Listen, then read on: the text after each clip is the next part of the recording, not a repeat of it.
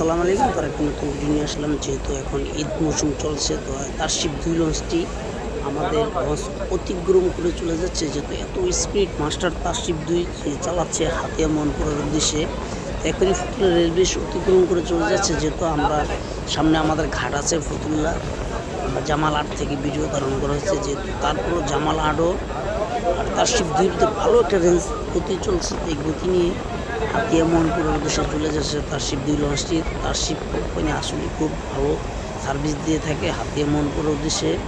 তারশিপ 3-4 বেতুয়া চরফ্যাশন রোডে চলাচল করে।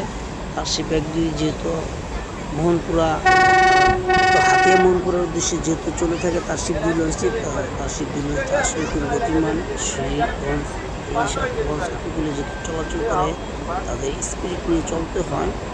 তারা সিঙ্গেলও করতে পারে, তার জন্য খুব স্পিডে চলছে তারশিপ 2 লঞ্চটি।